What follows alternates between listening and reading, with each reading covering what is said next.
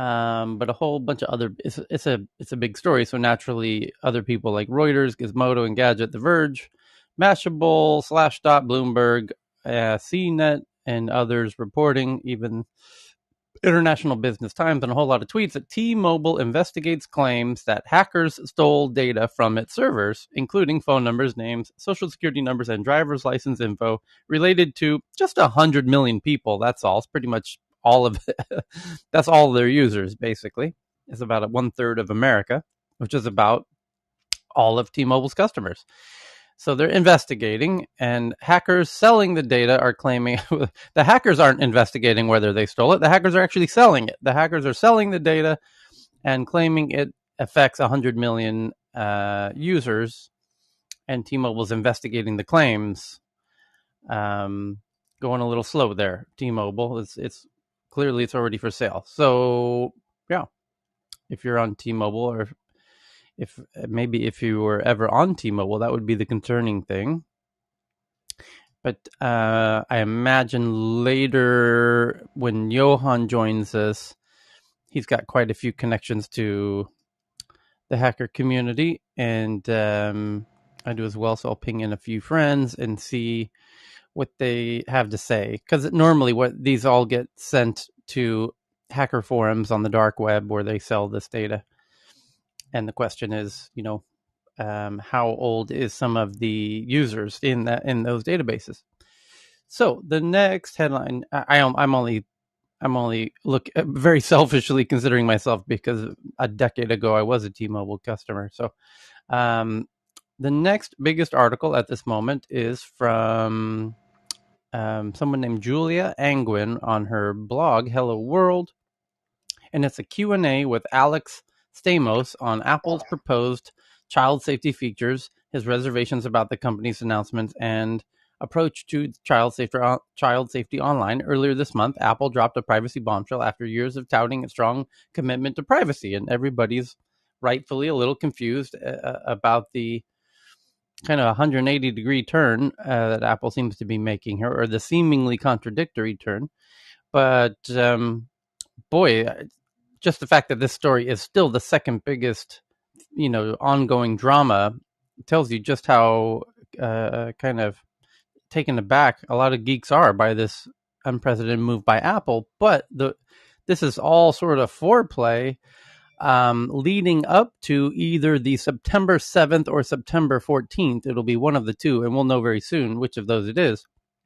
Apple's annual second biggest event of the year that they do. And it's the event each early September where they announce the new iPhone, which they will do again this year, whether it's iPhone 12s or iPhone 13, whatever they end up calling it, although likely to be iPhone 12s, given that it's already known it's a very minor upgrade, probably the smallest upgrade they've ever done, incremental, because we're the similar to the PC era, where every year you had to upgrade your PC because there was a noticeable increase in CPU speeds.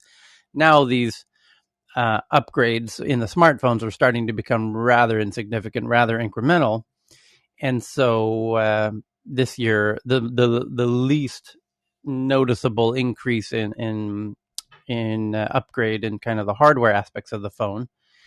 So that again will happen September 7th or September 14th. We will be watching it, live streaming it, as we are known to do for those Apple live stream keynote events.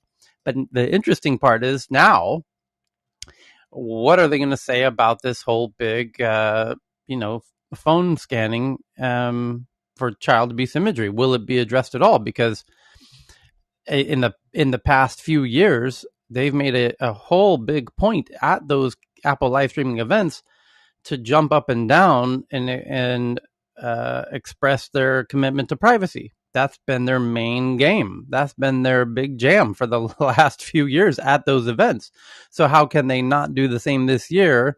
But how could they do the same this year in light of this fact that, so they have to bring it up because they've been bringing up privacy every time they've done this event the past few years. So they're going to bring up privacy again, but they're going to have to do it with a huge caveat around, privacy, except for, scanning your phone. And it's going to be interesting to see how they deal with that. So anything that happens between now and then is just, you know, we're hearing from friends of friends, and 1 degree of separation, and then we'll just have to wait for. It'll be interesting. I imagine Tim Cook will be the one who takes the mic to kind of take on the daunting task of addressing that issue officially from Apple's position. So the next big story at this Right, but moment, there are some big, there are some reasonable changes expected in the next phone, including yeah, an always-on display, 120 hertz that's refresh software. rate. Yeah, yeah, No, that's not software. always on display. The display. Yeah, that's a software. Your phone now could be always on with a software upgrade, Well, it could be, but unless the display can cycle down to 1 hertz or something like that, which is what they're doing. which is Anyway, and software. also more battery That's not a life hardware issue. is That's a expected. software issue. We could argue about that if you want, but and then other also portrait mode for video, which takes a faster processor and that kind of stuff. So there's, The at portrait this mode is a point, software these issue. phones, Those are all software upgrades that could all be on your phone now. So the not point is no there's not not not there's unless not not unless your processor can handle it. So it's very hard to do. yeah, it won't look good, but you can do it. It's a software issue. Okay, there you go. Okay. Anyway, we'll see. It's There, you're. I mean, at we some have it point, these now. things are so There's sophisticated apps that already, do it right? now, Dan. Yeah. Um, yeah. Okay. Yeah. It's a whole separate It's discussion. called We won't Camo, go into it. Camo. I have it. Works great. Okay. Anyway, they're planning on using lidar for that to make it really work well. I mean, there's sort of working, and then there's working the way you really hope it It works works, great. right? It's called Camo. Download it. Okay.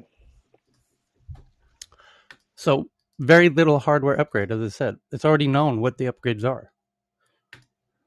So uh, partly because of leaks and hacker community, whatnot, and China, regular stuff. So the next big article is from Huawei. Speaking of leaks, in the next lawsuit, this from the Wall Street Journal, Reuters /dot, the Register, Engadget.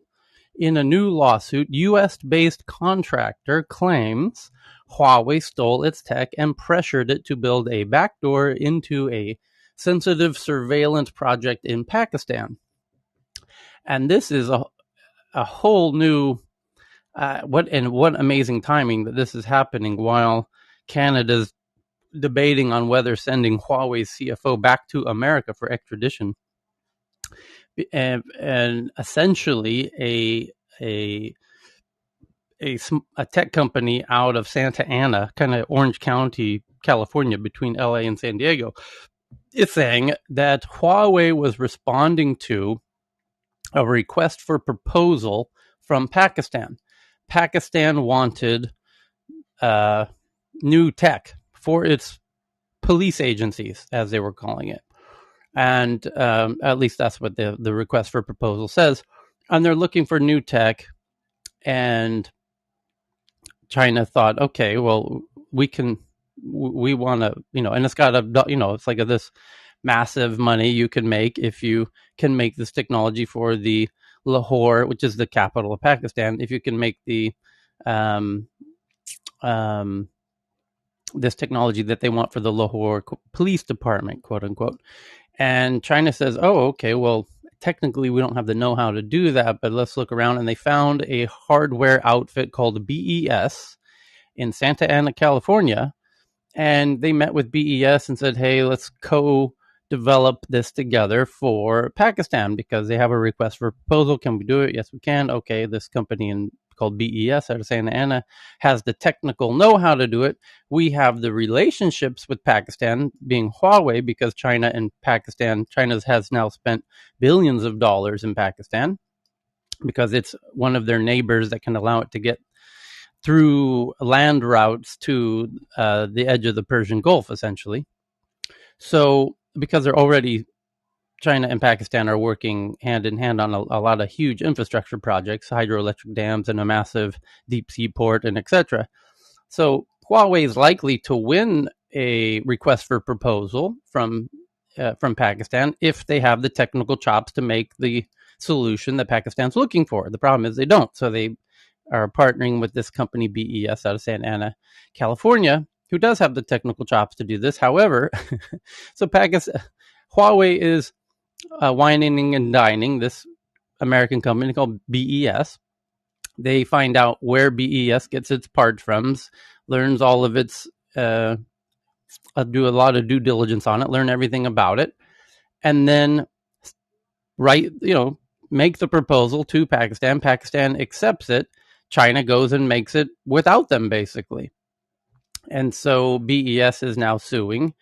And the interesting bit is the extra little kicker, besides stealing, kind of really screwing over BES out of Santa Ana, they even included a back door into the app or platform, which allows China to spy on the Pakistani police.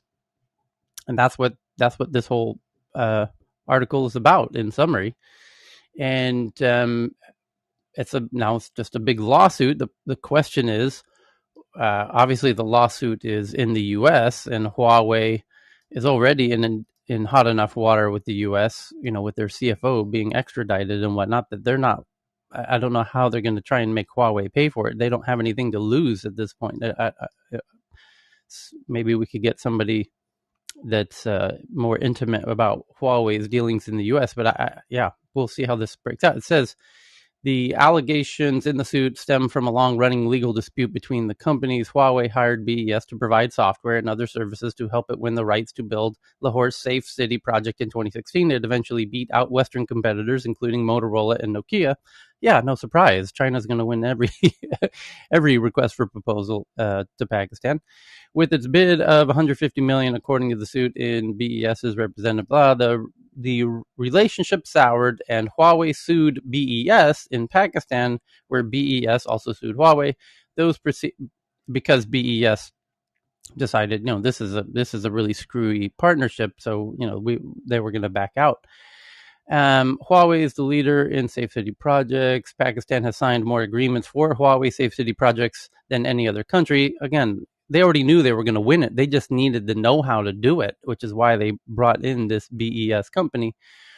BES lawsuit says Huawei alleged backdoor was located in a database that consolidated sensitive information, including national ID card records, foreigner registrations, tax records, and criminal records for law enforcement. BES says the suit that after it installed the DES in Lahore, Huawei demanded in 2017 that it install a duplicate DES. It gets very technical, but I'm going to tweet out the Wall Street Journal article for those who want to really get into just how clever Huawei is in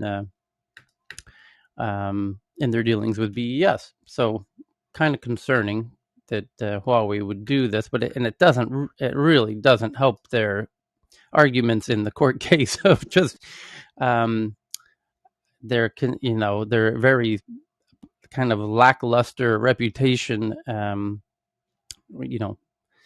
in business dealings. So it's they're really not helping themselves on the timing of this one. Anyway, Tyler, yeah. I was just wondering that, aren't they worried about their reputation? Like here in Africa, they have done like a lot of the things here. I know that here, the Telebir and the telecommunication here in Ethiopia is Huawei. They are all over it. And then Ericsson is also working some contracting with the Ethiopian government. So I think to me as a business dealing, isn't that worrisome? I know that they are also doing a lot of the mobile money for a lot of at least 10 African countries. So I think if I were them, I would worry a little bit because any other company that tries to do some work with them or in partnership or the local telecoms and others who are trying to bring in Huawei in partnership with others would hesitate. Isn't that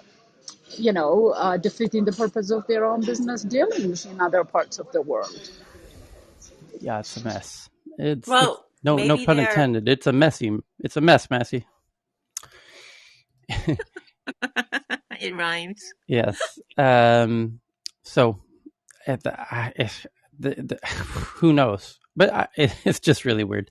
So the next biggest story is about Cisco confirms it has acquired a company called Epsagon, an Israel-based cloud application monitoring startup. Sources say Cisco will be paying $500 million. And I imagine there's security involved in this company, cloud application monitoring and some sort of security. Which there's a lot of big business in that, and Cisco and all the big infrastructure, internet infrastructure companies need to really start acquiring a lot of Israeli security companies. There's a lot of security to be done. So if you're following the Twitter account where we're tweeting these out, which is TNETW, I just tweeted out the link to Camo app, which not only am I a user of, but they're actually a soft sponsor of mine. It's a paid app. You can get the free version, which I just tweeted the link to, and I use it for my video calls where I do interviews with interesting people. And the reason I use it, and I always have my guests use it, is because you can use your iPhone on not the selfie camera side, but the other camera side. You can use either side as your camera, your web camera. And the iPhone's cameras are so much better than any web camera you can buy, like standard kind of Logitech webcam. It's not as good as like a Sony DSLR as a webcam, which I highly recommend people do, but there's been A/B tests that your iPhone's cameras are just about as good as a Sony A650 or even the 500, 600, 650 series. But it's honestly that good, and it's only $20 a year for the pro version. But in either case, it allows you to do your portrait mode, because people love portrait mode on iPhones because it gives you that instant blurry background. But now you can use portrait mode in full video with Camo. It's fantastic. And I've been using it for about a year, and it works seamlessly, works perfectly. So if you like that blurry background effect that you get from portrait mode in iPhones, but you want to do it in video during your video calls, you can. It's called Camo. I just sent you the link in the Twitter account. You can try the free version and let me know what you think. So the next biggest story after that Cisco acquisition is Twitter says it's changing the contrast of its new buttons as users complain about headaches after its redesign that some experts say isn't very accessible.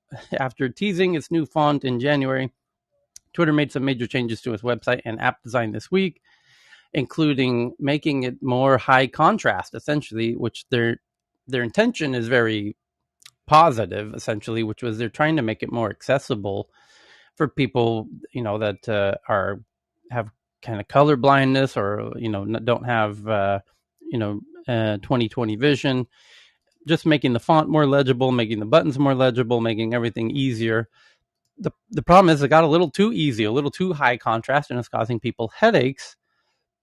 So now they're adjusting the contrast to hopefully diminish people that are having headaches from using the new version of Twitter. And so there's that one. I'm tweeting that one out as well. A lot of people Tyler, there are some regulars in the audience. We want to bring them up. Thank you, Cheryl. Ross is here. Yeah. Hey, for us. And Michelle is here too. Okay, thank you. That's fine. There's Michelle. Okay. Hey, guys. Hey. And here's the next one. Is an interview with Niantic CEO John Honke about the company's vision for the metaverse and how it could become a dystopian nightmare. And the metaverse, the concept of an alternative shared digital world that originated in sci-fi, has bubbled up to the surface of tech chatter during the later days of the pandemic. And more interesting is how Niantic, which is the maker of Pokemon Go, is really making a sincere run to become a leader in the metaverse, or AR specifically, because Pokemon Go as a game essentially is really the first big breakthrough AR game where you hold up your phone in a camera-like mode and it shows you an extra layer on top of your existing reality of, objects that you're chasing in a sort of virtual treasure hunt. In this case, little Pokemon characters. That's AR. You're actually playing a very popular AR app at that point. And the question is, what other kinds of AR could they add into it, or different experiences other than looking for these Pokemon characters, like an Easter egg hunt? And then they're building their own glasses, so you don't need to use your phone. and then you walk around with your glasses. You can put your phone in your pocket. It's a lot safer, so you don't get hit by a bus as you're crossing the street. And John, as I mentioned in previous meetings when Niantic comes up, spoke at one of my conferences a few years ago when Pokemon Go was the biggest game, kind of the biggest hype in all of tech for a minute. And he really was one of the nicest, down to earth, approachable founders I've ever had the pleasure of having speak at one of my events. So I can't speak highly enough about him. And interesting to see that they're really, they were one of the first to have a breakthrough AR app. They're still really the biggest AR app that's ever really been used. So they're just taking advantage of their expertise in that area, because that whole genre of AR is going to get really huge really quickly, and they're sort of in a nice position to compete with Snapchat and Facebook and Google. Seem to be the other interesting players there. And they've got a little bit of a head start if they can get their hardware out. So the next biggest story at this moment is, but anyway, I just tweeted out the link to the interview with John, where he talks about how he sees the metaverse shaping up over the next few years. And there are, of course, dystopian use cases. There's always good and bad with every tech. But as tech gets more profound, like with AI, like with VR, the dystopian, like genetic engineering, holy shit, that's probably the best example I could think of, where the pluses are unimaginably big, but so are the minuses. So there's kind of a multiplier effect. The next biggest article is Facebook rolls out end-to-end encryption voice and video calls on Messenger, Facebook Messenger, and says it will begin testing opt-in end-to-end encryption for Instagram DMs as well. And this is kind of a little surprising, I must say, coming from Facebook, although perhaps they feel the need to do it to stop people from going to the other Telegram and what's the other one, that Signal, are both promoting their kind of encryption abilities. And people are starting to wake up to the whole value and importance of having encrypted communications. And so I'm wondering, maybe they felt the need to do this to stop people who were using Facebook Messenger, as they start to understand the value and importance of end-to-end encryption communications, from leaving. So maybe that's why they're doing it. It's just a guess, I imagine. Michelle, do you have any comments on Facebook rolling out end-to-end encryption on Messenger and Instagram DMs? I can just say this goes pretty well with the whole all the latest privacy announcement we made. Yeah. Things like privacy enhancing technologies and so on. So it's a move we're making across the board. Yeah. Well, it's I think it's applauded generally. I'm trying to see if anyone. Yeah, the first tweet, the biggest tweet with the most kind of responses, is someone saying, "Have to admit, I'm pretty excited about the new end-to-end security features in Facebook Messenger and Instagram, voice and video, group chats and calls, updated controls." And the next one is, "I'm excited about today's milestone in Facebook's journey." And the next one is, "My team took another step." And yeah, rightfully so. Everyone's kind of pleasantly pleased as to that development. The next one's from the New Yorker.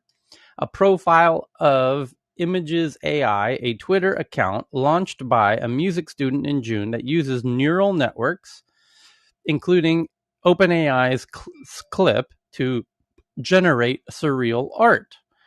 The Twitter account at images_AI has gained a following for its feed of surreal, glitchy, sometimes beautiful images created through machine learnings, which of course you'll just have to see for yourself. And it's getting enough attention that the New Yorker felt compelled to write this kind of profile on it. I'll just give you a little teaser here. It says, "What does a Art Deco Buddhist temple look like?" And the phrase is nearly nonsensical. It's hard to imagine a Buddhist temple built with the Art Deco style, the early 20th century Western aesthetic of attenuated architecture and streamlined forms. But this didn't deter the Twitter account Images_AI, which promises images generated by AI machines, when another Twitter user threw out that prompt in early August, the Twitter account responded with a picture that looked something like an Orientalist Disney castle, a mashup of pointy spires and red angled roofs with a patterned stone gray facade, or perhaps it resembled the archetypal Chinese Buddhist temple crossed with a McDonald's, a fleeting half-remembered image of a dream frozen in a permanent. Anyway, it did make the image. So you tell OpenAI, it's kind of their image related sister companion app of GPT-3, where you can tell it to make images, and you can tell Clip at really anything. Show me an image of a hippopotamus and doing a tutu in a ballerina outfit. Give me 10 different versions of it, and it will give you 10 different versions of that. It's Tyler? Truly, yes. Good morning. How are you? Hope you had a great weekend. That's a very fascinating topic that you just brought up, because I spent 45 minutes yesterday with a gentleman who's been teaching this all, like literally for the past week and a half on Clubhouse in small batches. And we're using something called VQLAM, and it's using the GPT-3. So you put in certain parameters and certain sizing of the screen, and then you execute the code, and then it literally populates AI-generated art based on your parameters you put in. And those parameters could be something like, what is love? Or what is yoga? Like I put in like, what is pranayama and breathing? And it came up some wild, wild photos, but it generates the artwork, and then you can actually use that as NFTs as well. And a number of people, like this gentleman, has been teaching a lot of people on Clubhouse how to do it, and we've all been completely mesmerized by it, because it really does take parameters, and then it just creates you this really surreal piece of AI artwork that just makes you just be like, wow, is this possible? But I also noticed there was a little bit of a, in my opinion, a little bit of a not so nice thing, because like, for example, something like pranayama and breathing, I put it into the AI, and what it came out with was really just like the interior part of your lungs and like the ciliae, all in sort of this like mashup of this design. So it was pretty wild. It wasn't very pretty, but then other people have put like geometric patterns and whimsical questions, and it's come out with some really brilliant pieces of art. I'm going to tweet out the Google research, the link for it, but anyone could do it. It's really fascinating. If you really want to understand how it works, I always highly recommend testing it or playing with it yourself by applying the parameters and then seeing what the output is and controlling the output of the parameters by just limiting it not to 1,000 iterations, but to like 100 or something, or 50, and just watch, because the first picture is always crap. But then after that, it starts to get fine-tuned, and you really start to get some very interesting pieces of artwork. Yep. It's only limited by your imagination, but I love the example they give of a Art Deco Buddhist temple, and you can see the Art Deco Buddhist temple results, which is wild looking. In the New Yorker article I just tweeted out to the Twitter account. The next article is from Yale, where it says a study of 2.7 million tweets shows social media amplifies expressions of moral outrage as users learn that such language gets rewarded with more likes and shares.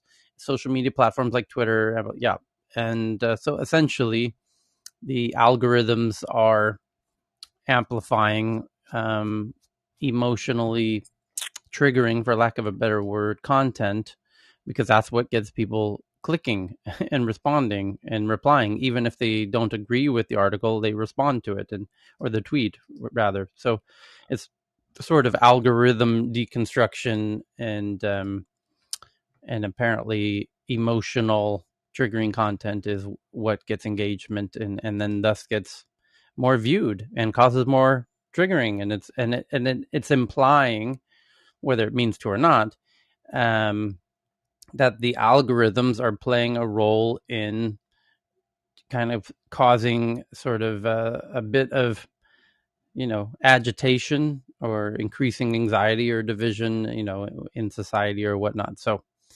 I would argue that perhaps Clubhouse is intentionally due to the fact that has a lot of human curation kind of in the back end, and the humans itself here on stage, whether they know it or not, are adding a human curation layer by even just by how long they stay in a room. That itself is a signal of, and the question is, can they build the algorithm, the collection of signals by human factors of even you clapping a lot in a room, which that itself is a signal that could potentially be absorbed as part of a broader algorithm to decipher if the room is of value. And it seems like there's one of the things I think that Clubhouse deserves a lot of credit for is there seems to be an intent to foster content that is more unifying and less dividing, kind of the antithesis of what this article was implying, which is exacerbatory content seems to get a lot of attraction on the traditional networks. And I sense that, at least I'm optimistic that Clubhouse is using kind of the human factors at play to kind of take things in the other direction. So the cloud-based bill, the next article is cloud-based bill payment tech provider called Paymentus to buy Payvarius, which provides software for money transfers and bill payments for 152 million in cash and stock. So another fintech buys another fintech. Fintechs buying fintechs. And then the next one's from the Washington Times, a profile of someone named Philip Agra, a computer scientist turned humanities professor whose work is considered foundational in studying the effects of technology on society, kind of as we were just talking about in that Yale study article. And this is, as I mentioned, from Washington Post. They say that Philip was a prescient about many of the ways technology would impact the world. And so I'm going to share this one out so that you can see a computer scientist turned humanities professor who had prescient understanding of how tech would impact the world. Really similar to the points we're talking about with Clubhouse and with, the other platforms, and what kind of narratives and conversations are fostered or diminished or marginalized or enhanced, and how that can impact its users in ways that they didn't necessarily intend. So the next one is a consortium to buy a South Korean food delivery app called Yogiyo for $685 million. And again, that's for a food delivery app in Korea, where, of course, these are everywhere.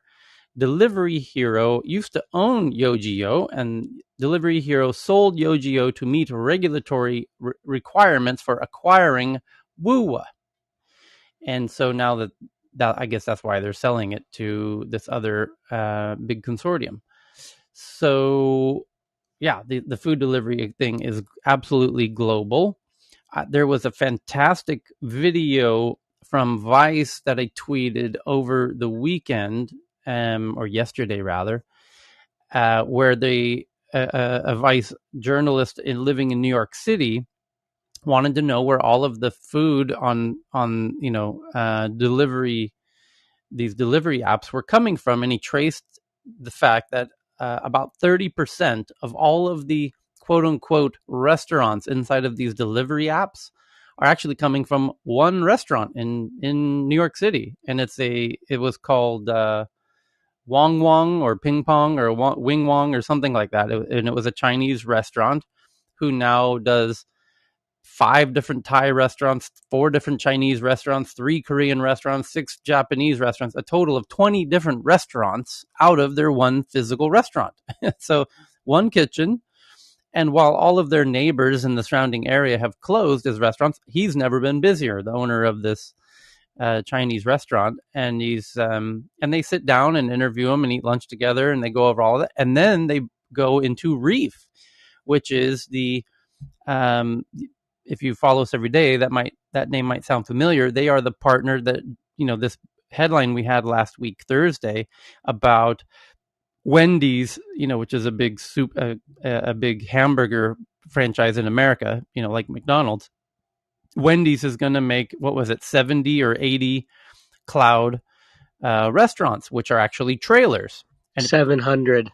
Thank you, Chris. It's in the hundreds. Yeah, you're right. Yeah, 700 cloud restaurants to cover the U.S., powered by Reef. Tyler, yes. Quick question. Yeah. It says ghost kitchens. Yes, it is. What's the difference between a ghost kitchen and a cloud kitchen? Exactly nothing. Okay. Yeah, so other than the spelling and the pronunciation. So the Reef is making lots of trailers, and they actually go to a Reef parking lot where part of their business model is they are setting up cloud kitchens or ghost kitchen collaboratives all around America in parking lots using trailers. And that's why when we saw the Wendy's trailer, we were like, oh, that's kind of brilliant. And they're doing trailers for all kinds of partners. And then they interview the COO of Reef, and he makes a really interesting point in the interview where he says they are creating what they feel is a platform. Now that they are in every major city, and more than that, they're in 700 locations around America, which is why Wendy's needed to make 700 trailers to be in those 700 locations. That's a good coverage of America, to be honest. But now they say, if we find a restaurant who makes a really compelling item that people like, and they give this example of this barbecue chicken sandwich that is kind of famous in Philadelphia, for example. And so that restaurant, who's known for that one signature item, would be able to instantly make it available all across America to 700, basically all of America, 700, locations where they have these kitchens set up all over the U.S. as a quote unquote network. And now they could be selling tens of thousands of sandwiches every day through these distributed network of cloud kitchens.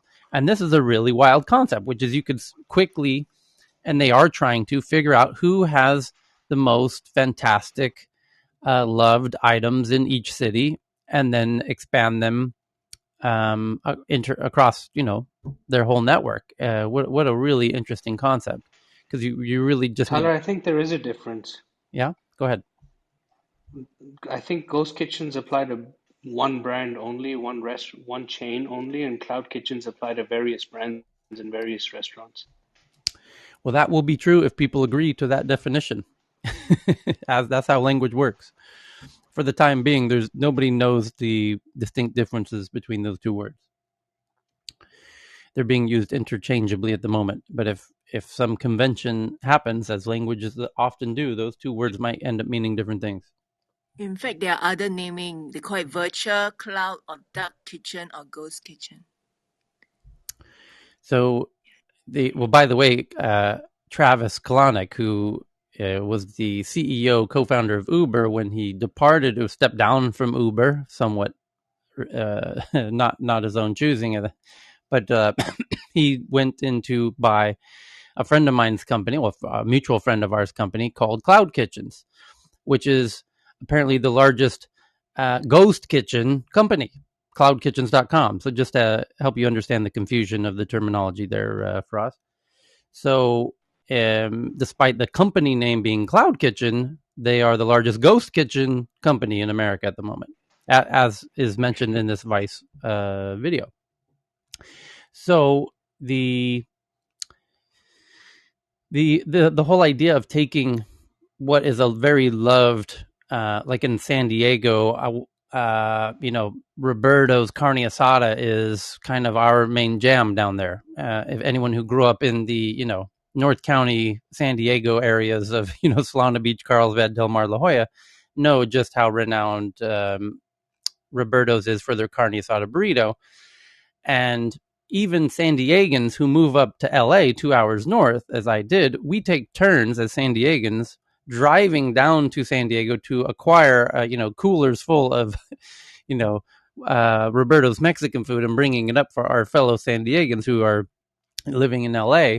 And the idea is, let alone San Diegans who live all over the U.S. could now get their favorite Roberto's carne asada burrito anywhere through this network of 700 kitchens, and the rest of the U.S. could also learn about the magic of Roberto's carne asada burritos, as an example. Or you could use Philadelphia cheesesteaks, like whoever has the most renowned cheesesteak, or Franklin's barbecue brisket, in Texas, or take your favorite examples. But it's kind of really amazing idea that these very beloved regional menu items that are kind of really beloved in those geographies can now be spread through this network of kitchens. I really love that idea. So it's another interesting idea behind the whole reef approach to things.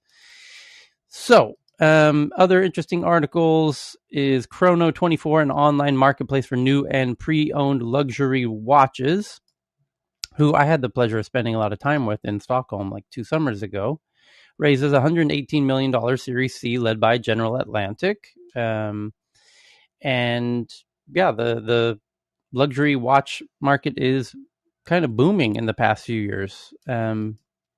The other one is a company called MDAQ, DAQ, a Singapore-based SaaS provider for e-commerce and tech companies to facilitate cross-border transactions, which for Singapore is huge because it's more of a city, and so they have to do a lot of cross-border stuff, given their relatively modest size.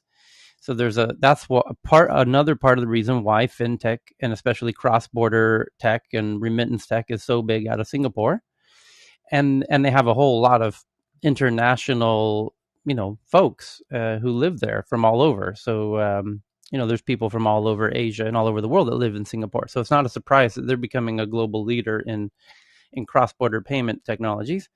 Indian online travel app called Ixigo files for an IPO, yet another Indian IPO. Now that the unicorns are becoming double, triple unicorns, they're getting ready for their IPOs. There's just going to be a huge boom of Indian IPOs. And kind of an interesting side note was that even Prime Minister Modi on Thursday or Friday made a big announcement that he feels that these Indian unicorns are now the face of India. What a huge announcement for a country of that size to make. I can understand Estonia doing something like that, but India is over 1 billion people. So to put the Indian startups, to give them that much kind of FaceTime or recognition is truly remarkable. Emmanuel Macron is a huge champion of the startups in France, as David Cameron was in the UK to a lesser degree. But yeah, the Swedish prime minister is yet to ever meet with Daniel Ek from Spotify, who's right down the street, by the way. So it's it's a whole different game in other parts of the world. And the Senate $1 trillion infrastructure bill includes $2 billion for cybersecurity programs, as it should do, probably even more than that. We need to really ramp up cybersecurity. And there's an analysis that VC-backed companies in the video gaming space have raised nearly $6 billion so far in 2021, already surpassing the total raised in the previous 2 years combined. So it's a booming year for video games. New book details Android's acquisition of Google and how Android pitched everybody else. HBO Max plans to roll out a new app in the next 4 to 5 months. And that's it for the big headlines on a relatively slow Monday news. But thanks to our regular community here, we have all of the more interesting news articles that everyone's been finding. And somebody's DMing me about California burritos already, believe it or not. But I'll get back to your DM there, Dan. So the really interesting articles that people are tweeting in, I will get into. Dan, do you want to start first, being it might be past your bedtime there in California? No, I was just sent out some pictures of the smoke in the British Columbia. Kind of amazing. There's one in a water park that looks like people are having fun, and it looks like it's in a video game because the sky is red, and it's just very, very strange. But besides that, I don't have anything. Photos. I see the water Particular. park one. Yeah, it looks like. Yeah, it's really strange. Yeah, it has a Very, very strange looking. kind of it looks like a really interesting Instagram filter, the Apocalypse Instagram Right, filter. right. But people sliding down water slides and But that having could fun. be one way to get people to wake up. Is new Instagram filters called the Apocalypse series, which would show your your environment 10 years in the future, where everything's on fire and with ocean tides rising and floods, and that could be a really interesting way to wake people, get the kids to see what what their photos Well, are you going to don't look need like. the filters if you live Yeah, where you live in California or the yeah, Oregon, Washington, British Columbia. You don't need it. And yep. yep. Okay. Thanks. I tweeted Very good. those out. Thank you for those. And then let's get back into the ones other people are sending in here. Jeff just sent one in that I'm tweeting out now from Tech Times. Razer is planning to make an ocean cleaning robot. And this thing looks like if Apple or what company does this look like? What a gorgeous device. It looks like a boat, but it's a autonomous boat. I just tweeted it out. Um, from a company called Razer. They made something called the Clean Bot, which is going to sail the oceans and suck up all of the garbage, essentially. And there's a YouTube video inside of the blog post I just tweeted to the Twitter account. Yeah, hopefully that works. It looks incredibly cool. So the next one is brain-computer interfaces are making big progress this year. We've talked about this previously. BCI is just kind of getting started and already making an impressive progress. And if this continues at its current pace, we will all be plugged into the matrix by the end of 10 or 20 years from now. And that wasn't my estimation. That was Sid's estimation, who works on BCI for Apple, who joins us nearly every day. Is Sid in the audience, by the way, Cheryl? I don't see him. But Sorry, who? Sid. What do you? Oh, Sid, hold on, I'll check. Okay. So Sid joins us very regularly. He works at Apple in the brain computer interface department, and where they're testing out all kinds of cool stuff. And we asked him how far off, kind of full matrix scenario where if anyone saw the Matrix movie, essentially you connect your brain to a computer and you live in a hologram that is seemingly as real as traditional reality.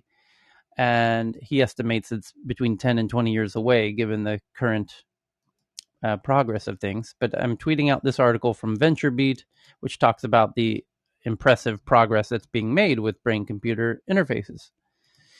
The first paragraph says 8 months in, 2021 has already become a record year in brain computer interface funding, tripling the 97 million raised in 2019. BCIs translate human brain waves into machine understandable commands, allowing people to operate a computer, for example, with their mind. Just during the last couple of weeks, Elon Musk's BCI company Neuralink announced 200 million in funding, and with Paradromics, another BCI firm, announcing 20 million seed. Almost at the same time, Neuralink competitor Synchron announced it has received the groundbreaking go-ahead from the FDA to run clinical trials for its flagship product with human patients. Even before this approval, Synchron was already undergoing clinical trials in Australia, with 4 patients having received the implant.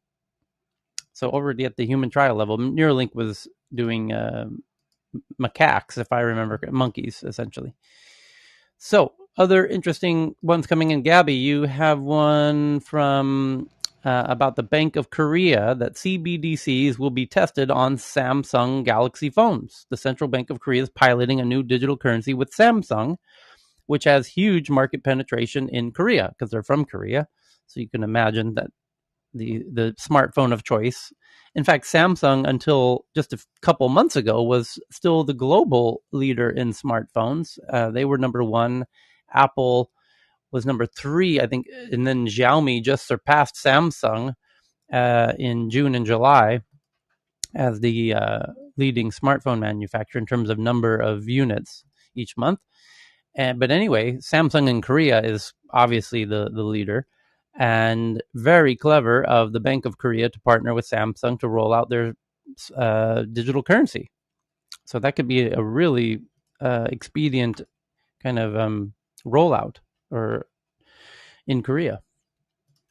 It would be curious to see how the U.S. rolls it out. China seems to be doing something somewhat similar with their CBDC, where they're currently testing, piloting with the two biggest fintech apps, consumer apps that people use to pay for things, which is Alipay and WeChat Pay, which are wildly popular. Those two apps, each of them have 95% penetration, and they overlap.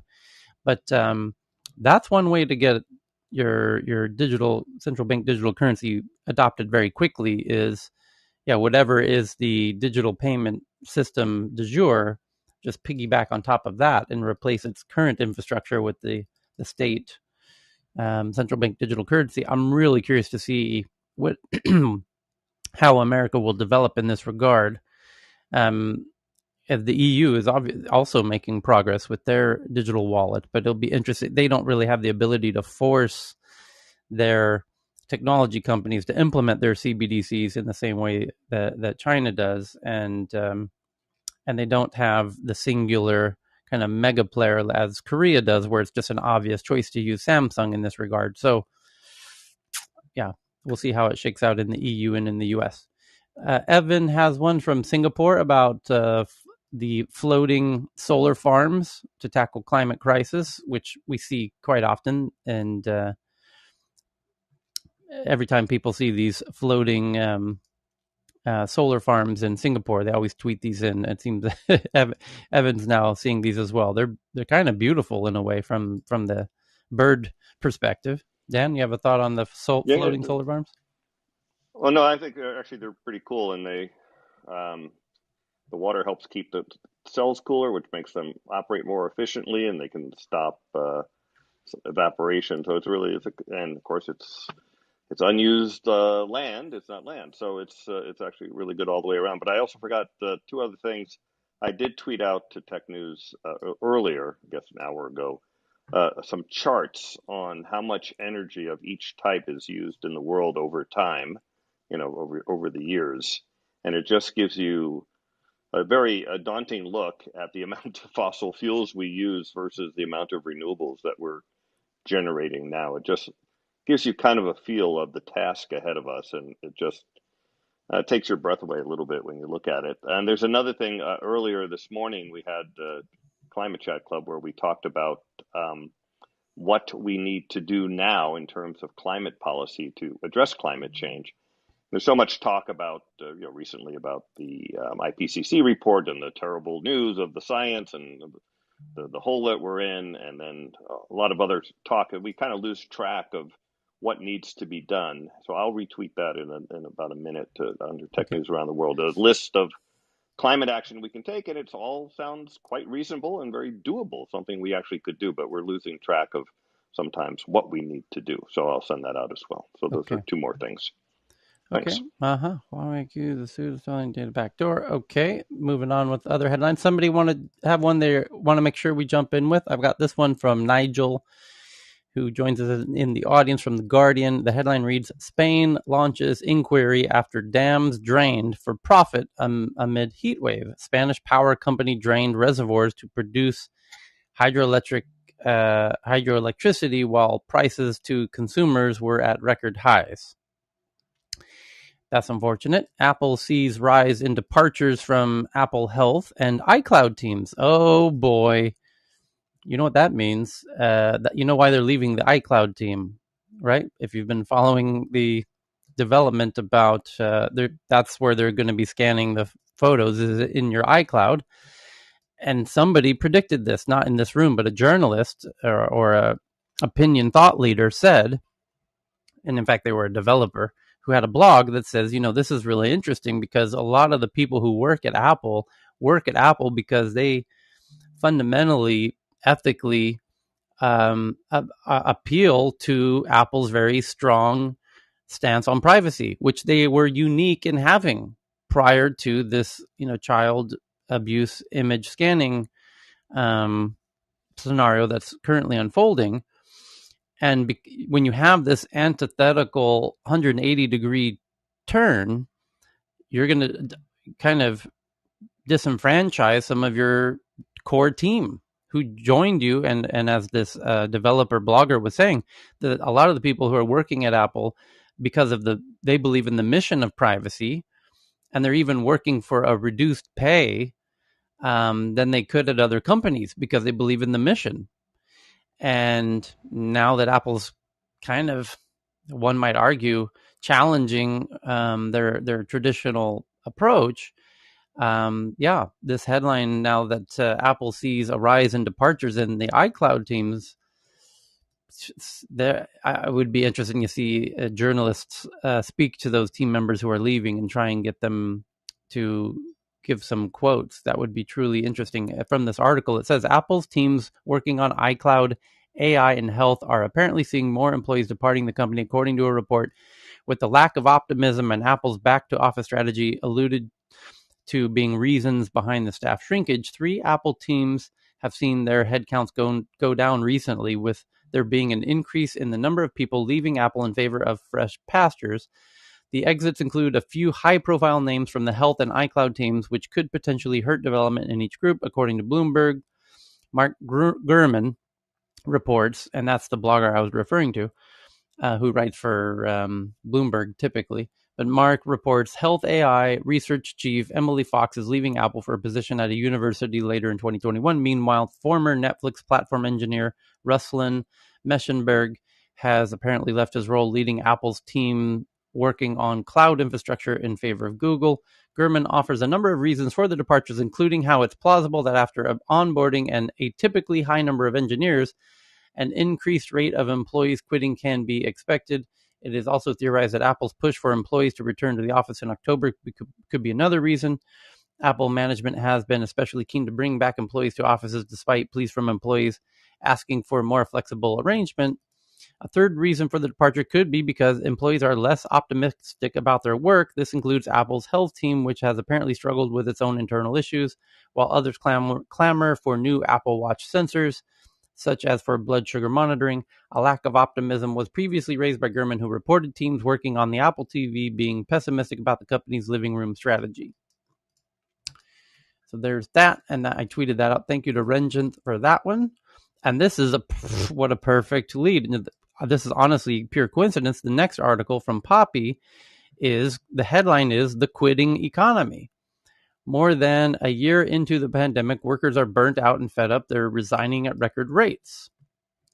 As industries operate at full speed, companies are doing everything they can to entice workers to apply and stay. Over a year into the pandemic, burnt out workers are quitting their jobs. They're rolling the dice on the recovering U.S. economy. Here's the main statistics related to this, and there's charts as well, but I'll just give you the stats, which are for the 4 million Americans who quit their jobs in April 2021, about 740,000 in leisure and hospitality alone. 3.2% is the quit rate that month among private sector employees. 1.3 quit rate in 2009 following the Great Recession. So it's triple the quit rate of the Great Recession in 2009. And 40% is the respondents to Microsoft's 2021 Work Trend Index who said they were considering leaving their employer. 40%. Holy shit. 15% typical voluntary churn rate at U.S. companies. So it's, again, 2.5x the norm.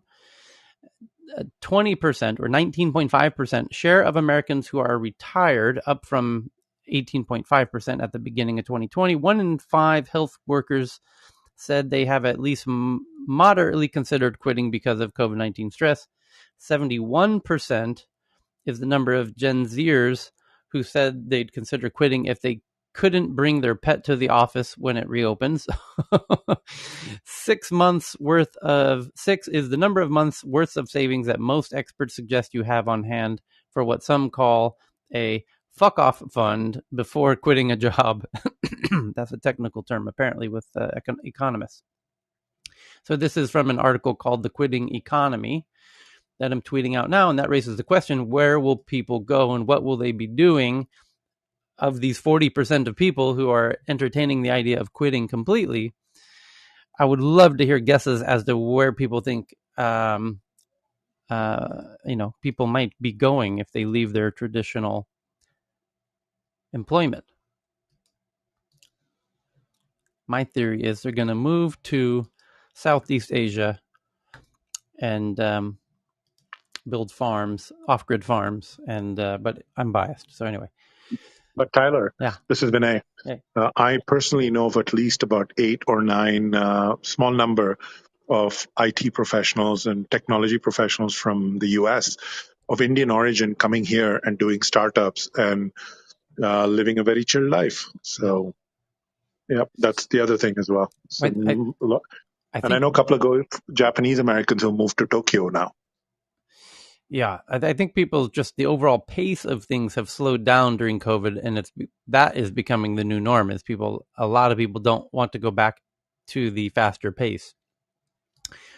So, kind of, somewhat related, Professor Ossoff sends in this very concerning article from Reuters. The headline is Beyond Delta, scientists are watching new coronavirus variants, obviously. But very concerning is Delta is dangerous, but other mutants are on the horizon. The B1621 variant, which first arose in Colombia in January, where it caused a major outbreak, has yet to earn its Greek letter name. But folks are already concerned that this will even be harsher than Delta. And then Heyman sends in this one from the World Economic Forum that an 82-year-old Spanish inventor is extracting drinking water from the air. A device condenses air into drinking water, helping improve water access to communities that don't have enough drinking water, like Namibia and Lebanon, namely. And the small machine can produce 50 to 75 liters a day. And let's hope that's what people are working on if they're going to be leaving their Silicon Valley tech jobs. Let's hope they're going into, creating solutions for drinking water in places that don't have it, because my God, is that going to be a huge potential business in the very near future, as lots of protests in the Middle East already. We've already seen the headlines in recent weeks around Iran is having massive protests due to severe water shortages. Afghanis are in part leaving due to the lack of water. And the Middle East is already starting to become uninhabitable. And that is going to accelerate for years to come. And so we're going to need a whole lot of water. We already need a whole lot of water solutions that are not so energy dependent, like desalination, ideally. So this air capture water systems are certainly of a keen interest. I'm seeing a lot of headlines about them. I imagine everyone else is as well, Chris. I'm really stoked about this because, the physics is there, like condensation, thermodynamics, all that's there. And now people have some time to really go back to the basics and look at things that don't require a lot of energy inputs to get things done. Mm-hmm.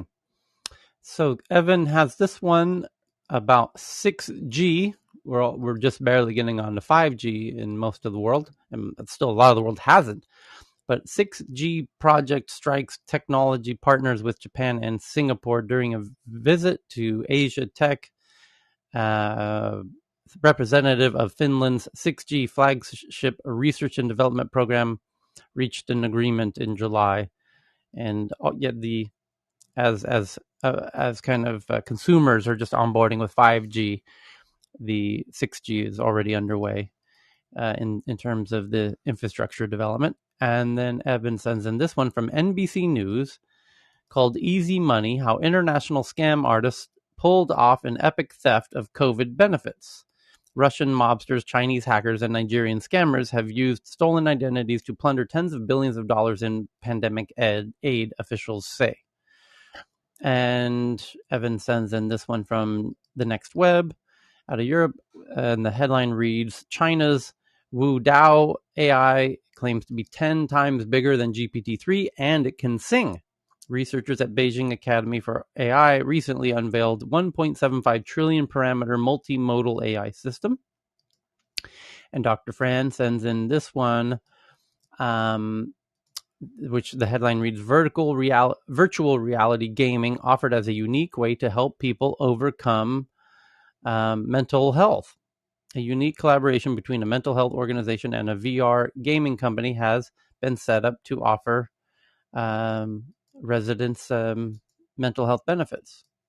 So we see those headlines more and more recently, and they seem to have great effect, because it essentially, a lot of traditional psychiatry is about having people slowly expose themselves to traumatic events, whether it be phobias or recreating, very scarring events of abuse and whatnot. But using VR is a really powerful way to do that in a very scientific, incremental way. So, measurable way. JT on this point has an article about Facebook AI introducing unidentified video objects, a new benchmark for open world object segmentation. AI allows to detect and segment any object in a video, regardless if the trained model had learned it or not. And this is huge, actually. Is JT on stage? If not, I'll kind of dig a little deeper. Per Rock, I just tried to invite you on stage, and it didn't seem to do it. So maybe you need to jump out and back in. And Klaus, the same might apply to you as well. So in this article that JT found, and JT's a bit of an AR VR geek, this is from Facebook AI's team from over the weekend.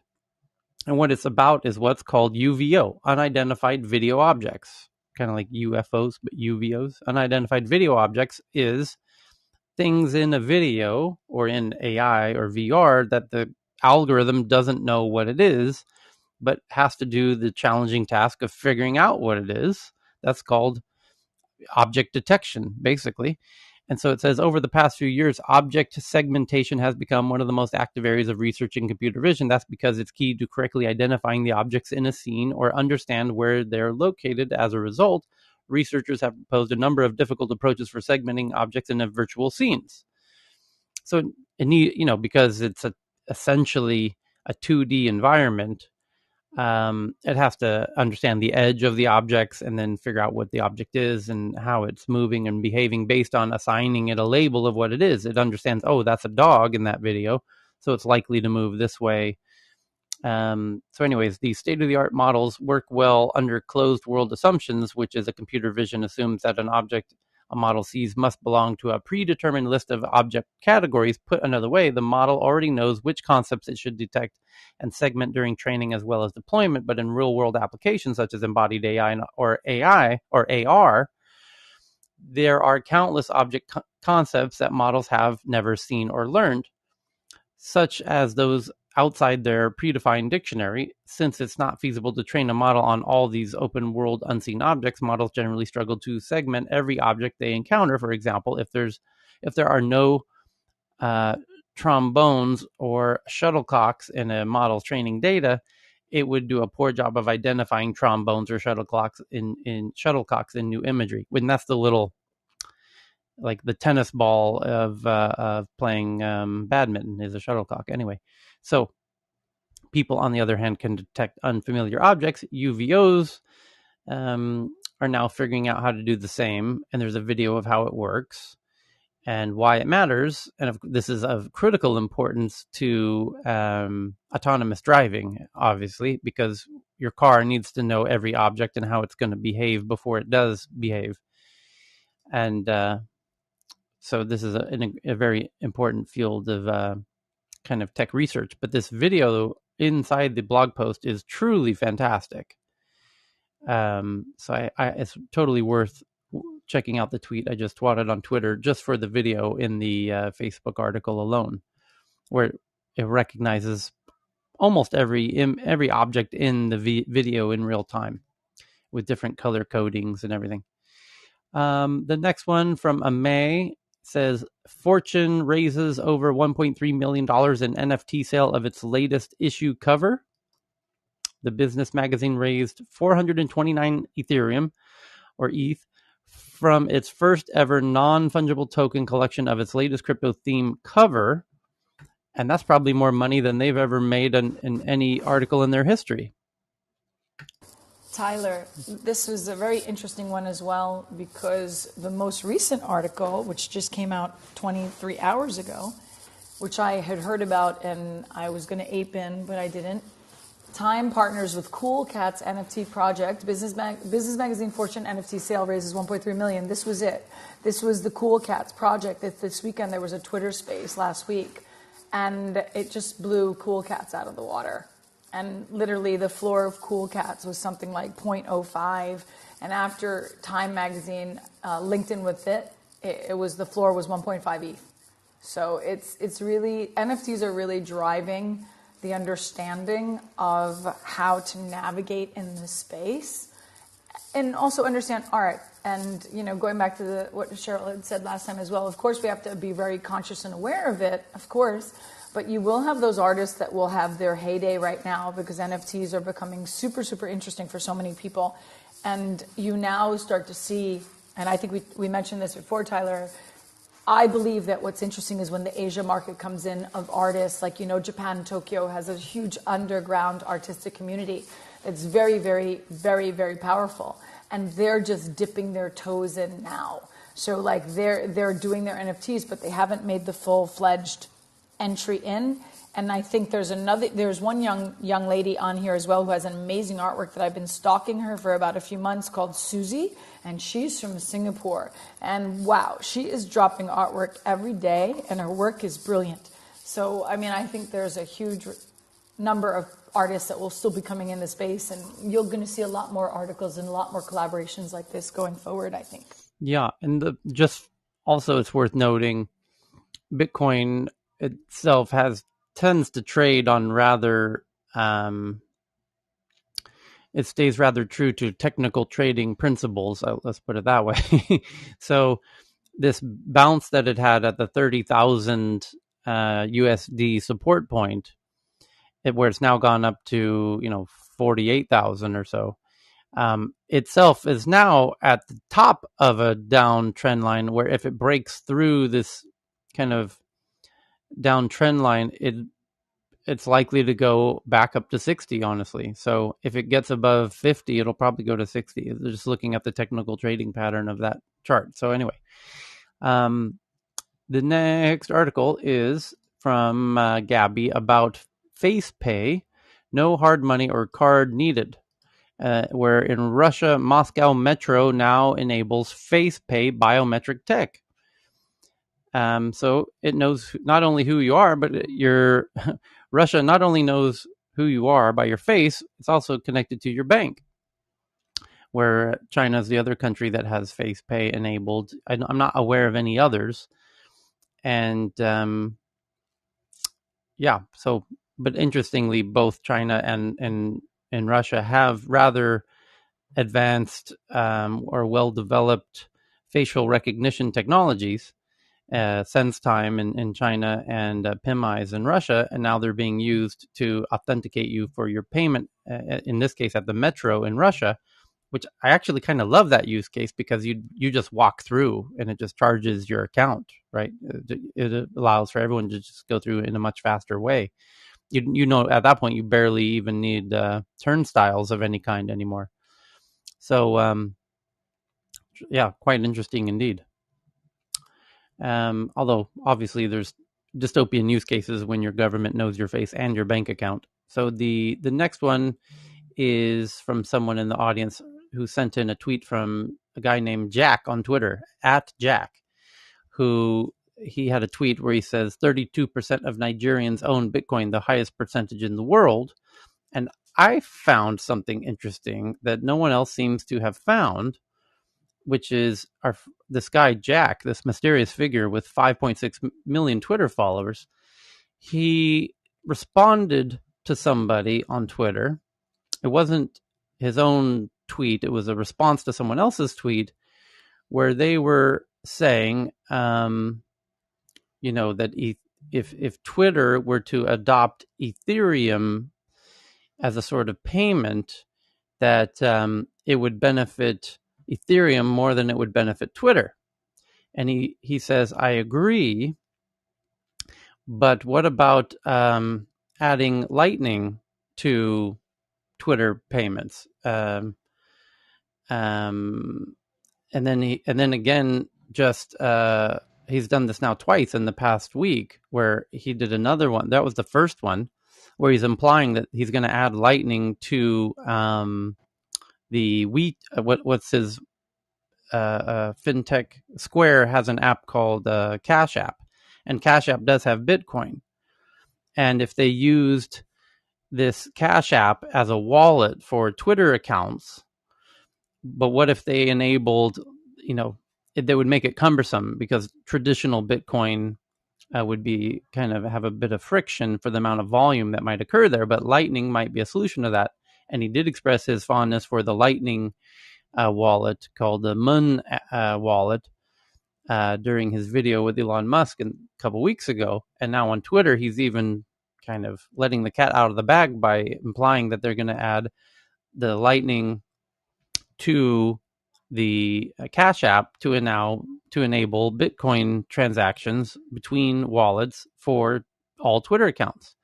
And then he did it again, where it says, just a couple days ago, why would you focus on Lightning for NFTs when Ethereum is a platform that, and he says, not focused on Lightning for NFTs, Lightning to enable a currency for the internet.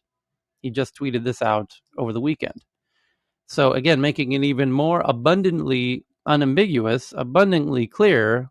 It's just, he's just coming out and saying it now, because people were confused. Oh, you said you're going to enable Lightning. Oh, why would you use Lightning when Ethereum has this? And he's just saying it plain as day. I'm not talking. He says not focused on Lightning for NFTs.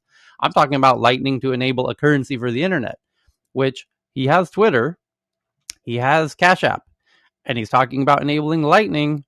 The Cash App already accepts Bitcoin. He's talking about and using it for Bitcoin, Lightning for Bitcoin, which is used by the Cash App for every Twitter account, which means Twitter users, as Twitter and TikTok and Snapchat and Facebook and everybody's becoming e-commerce, Twitter's already showed what they're doing with e-commerce. They already have a dozen brands where on their Twitter profiles, there are objects to buy above their top tweet, below their bio.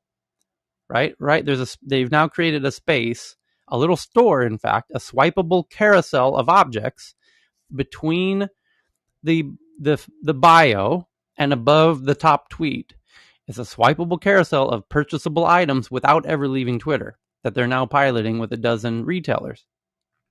And the question is, where does the money go when you click buy, and where does the money come from? And the point is that if everybody's able to start selling on Twitter, and believe me, they will be soon, because that's a huge financial opportunity for Twitter to become an e-commerce platform in this way, where every Twitter user can sell stuff directly from their Twitter accounts.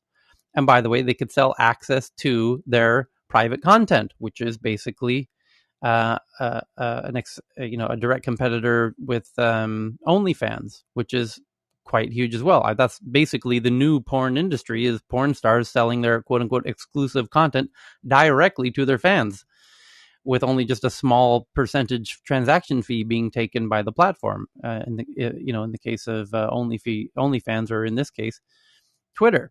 So, but this could apply to all content creators. And by the way, it's not just content creators. You could have, they've made a carbon copy clone of Clubhouse that they call Twitter Spaces, which people can charge for ticketed spaces. And those when the creator makes their space, who receives that, where does that fund go? In the case of Clubhouse, there's a tip jar, and they could very easily create paid rooms if, whenever they decide to do that, because it would essentially be just an additional feature of the tip jar. Essentially, you have to make a tip to enter the space. So in the case of Clubhouse, of course, it's a partnership with Stripe, which makes all the sense in the world.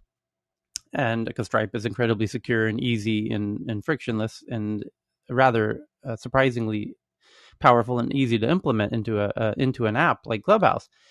And it works great. And by the way, thank you to everyone who's ever used it, and especially the person who sent me the $100 tip recently. That's way, way beyond generous. So the point is, Jack is claiming Lightning to enable a currency for the internet. What do we imagine he's referring to here, especially in light of the fact that he's about to enable e-commerce on Twitter in a very big way with ticketed Twitter Spaces, exclusive content, which is called superfans, and even the retail carousel, above the top tweet. This is the e-commercification of Twitter writ large happening in the next week or two or three. And the question is, where does that money go?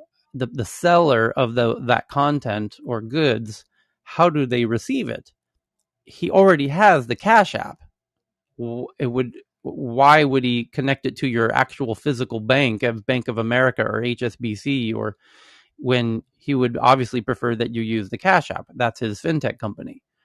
And so we have to imagine it'll be the Cash App. The Cash App Cash already App the Cash App does the already accepts Bitcoin and holds Bitcoin. The what's needed to bridge that gap is Lightning.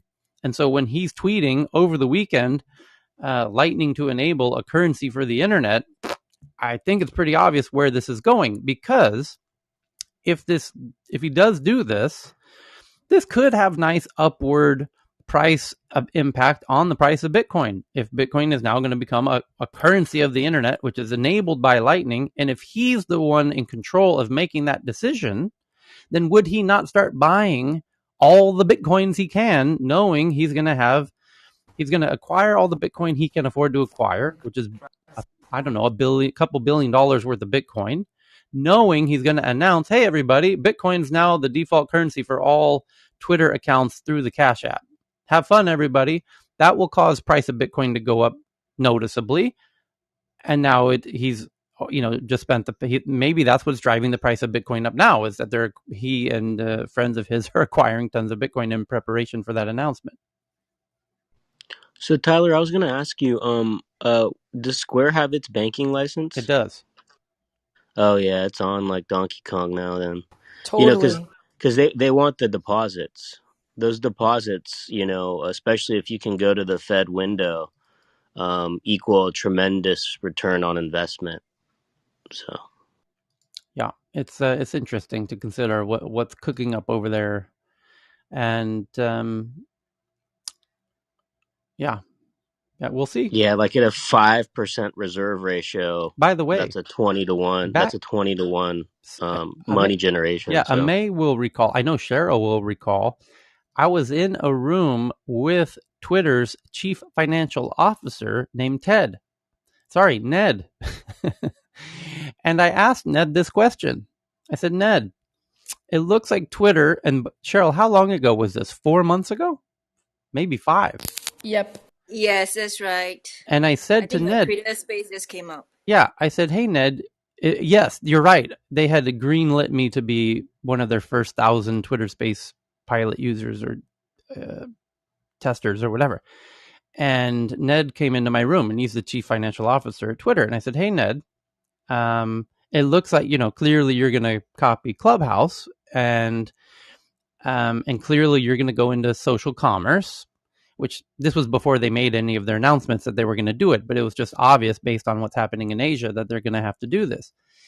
And he conceded, he didn't deny that, that's kind of where things would go. And I said, when you get there, when you start selling things on Twitter, when Twitter users start having things worth selling, whether they be digital or physical, being that Jack has another fintech company called Square that has a Cash App, which has Bitcoin, is it possible that Bitcoin might become the kind of currency of choice for these digital transactions internationally between all the Twitter users? And he laughed and said, that's a great question. And wouldn't deny it. And then after our interview, I tweeted out what I just told you, which is I just had a little chat with Ned, asked him this question, and he, gave a little wink and said, what a great question. And then he liked my tweet about the recap of our interview, which I took to be a sign that this is coming. And sure enough, here's Jack now stating it rather obviously that, the friction to enabling that was Lightning, essentially, if you understand how the protocols work. And now, after expressing his affection for the Moon wallet, it makes it very clear to people who are paying attention that they're going to make the Cash App function like the Moon wallet, which means it has Lightning there, which means people are going to be able to transact rather lickety split via Bitcoin, via Lightning, through the Cash App, tied to everybody's Twitter accounts. So here it comes. That's an easy peasy prediction. I will happily wager anything anyone would like to bet that this will be enabled by the end of the year. So feel free to name your price. I will bet anyone anything they would like to bet. Feel free to DM me your wager. I'm on your side, Tyler. I think it'll definitely be there. So Okay. So the next interesting article, I tweeted out Jack's tweet, did I not? I must have. So you can see it for yourself. The next big article from Evan from CNBC says that the US chip startup named Ideal Semiconductor was working with the UK's biggest semiconductor company. And it says the headline reads from CNBC, America's biggest, financial publication.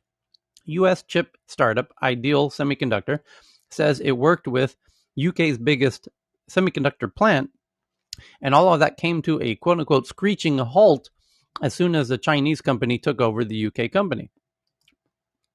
And then maybe that's not, now we know why the UK instantly jumped in to stop this deal from finalizing.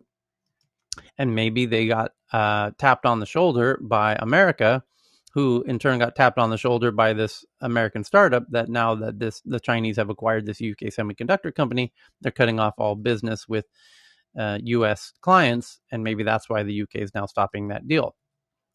Just a guess on my part. The next one's from Ken from MSN that this is an interesting one. New Zealand losing $1 billion of Lord of the Rings series because of their tight borders, basically. New Zealand's prime minister said Thursday that stricter border controls would remain this year, but she hoped to cautiously reopen to the rest of the world next year. But we did see a headline last week that Lord of the Rings is moving to the UK. And connecting the dots, it seems like they're having difficulty getting back into New Zealand to do, production. And that's why they're moving to the UK. And that's now costing New Zealand $1 billion due to their tight borders. But there it is. The next one is a video you have to see that you might have seen before. And this is from Gabi, and it says the first fully autonomous hydrogen vehicle. And this, not only is it autonomous, it's autonomous and it's green, but it's not electric, it's hydrogen. And this is in Estonia, where the president of Estonia became the first passenger of the first fully autonomous hydrogen vehicle. And you can see the vehicle from the Tech News Twitter account. I just tweeted it out. And again, thank you to Gabby. And if you look at this vehicle, you're going to say to yourself, I've seen this vehicle before. This is the same autonomous little bus that's being used in Sweden for the past 5 years and in Finland in their partnership with Muji and in the UK. And these autonomous little buses have a shocking similarity wherever they happen to pop up. And we even saw a video last week from mainland China of one driving down the road with a passenger. But this one's different. It's not electric. It's hydrogen in Estonia. So thank you for that one, Gabby. The next one from David, who listens in the audience via CNBC, how this 32-year-old couple is redressing the multi-billion-dollar fashion rental industry. And I love this interesting look into what I think is now, to me, this is really interesting because we're now starting to see rental in particular niches of fashion and swimming pools. And I believe it was Ken who said that there's a swimming pool rental company was you can think of it as Airbnb for your swimming pool. Oh no, not Ken. It was Evan. Evan, thank you. So it's called Swimly, and when you go to Swimly, you can book a swimming pool by the hour. And they've said they're now going to expand into backyards and tennis courts and basketball courts for people who happen to have those things. And you can rent them out on an hourly basis to people who would love to use your jacuzzi for an hour, as Evan says he has done. And he says it was great. And so you have that. Now you also have this article from CNBC about a young couple who are redressing the multi-billion-dollar fashion retail industry where people are renting out their closets. And they call themselves an app called Style Theory, and enabling people to rent out their wardrobes, essentially. And I have a friend in LA who's been doing this for many years. Hello, Leah, if you're listening. But I think now that user identification is going to be coming very quickly to every app, facial recognition and identity verification as part of every app is going to happen. It's now actually very doable right now through Stripe. You can use their what's called Stripe Identity, and you can make it very easy for anyone onboarding onto your app to prove who they are with their state ID and their face recognition. So you would know every user on your app is verified to their state IDs. So you could hunt them down in a court case if need be.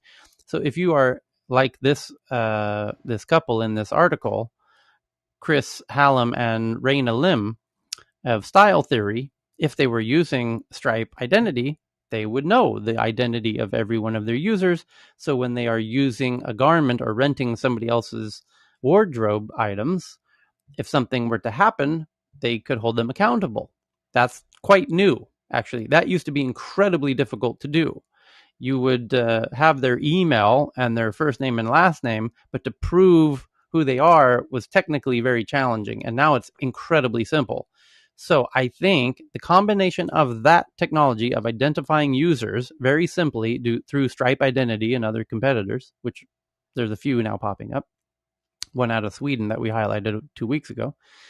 And then there's also the immediate delivery of items inner city, where it's becoming rather trivial to partner with these delivery companies like Deliveroo and Instacart and everything else to do, 30-minute delivery inside of one city or neighboring cities. You take the combination of those two, and now you've unlocked the necessary prerequisites for mass scale of renting of your wardrobe or your garage items or any items in your home, like your, cookie batter stirrer, or, your kitchen items that are of a more niche use cases. So this it now removes the key frictions to unlocking a mass rental market, where instead of renting out your spare bedroom, you're renting out your basketball and your weed whacker and your lawnmower and anything of value in your home. And that, Come to my house and pick some oranges. yeah, well, but that itself unlocks a tremendous tsunami of a earthquake of a change of consumerism, potentially, which is obviously greener, but which is obviously of huge concern to people who sell stuff. So much so that Home Depot might soon give you the option to rent everything in Home Depot and be part of that platform. So, Chris? People kind of technically do, Tyler. Oh, yes, they buy in return, as we call it in the Yeah, US. I mean, Yes. that's the thing, is that everything Home Depot's already rented. So, but it also unlocks a huge used market for people to sell their used items. And No, it's so fantastic. And then your friend's storage company really mixes in really well. oh yes, Ari from Clutter. Yeah. I'd love to talk to him about some ideas, because He's a that's dear friend of mine. Yeah. So Ari is a fantastic founder of Clutter in Los Angeles and one of my oldest buddies. And he's now well into the unicorn status. I think it was 4 billion was his last valuation. And Sequoia has been an investor since I think the A or B round. And I told you I had this conversation with him about 2 years ago, where I said, why aren't you going to let people rent out all of the stuff that you're storing on their behalf? And he's kind of said, no, that it's not as big of an opportunity as you think it would be. And maybe it's because back then, 2 years ago, there were still these frictions of identifying everybody and the immediate delivery. Yeah, because back then, I think the only way it could happen, because as a machinist, we have all these weird tools we only use like a couple times ever, and they cost thousands of dollars. And so I was thinking, like, man, if I could trust the people that I know, I would lend them out and they would lend me their stuff and everything would be hunky dory. But like you said, it's that identification part. I don't want to give someone I don't know, Right. a couple $1,000 tool Right. and it never expect it back. Yeah. So, when before ID, it was like, if you did it that way, you would have to literally throw in the value of your item and Right. then basically fractionalize it, right? So you have $2,000 of value in the pool and not an item anymore. But yeah, with the ID, it's very easy to do one-to-one. Yep. So there's the next one's David is sending in this futuristic Taco Bell that's become kind of viral. I have to say, a lot of people sending this one, and you have to see it to understand it. I'll just do a quick description.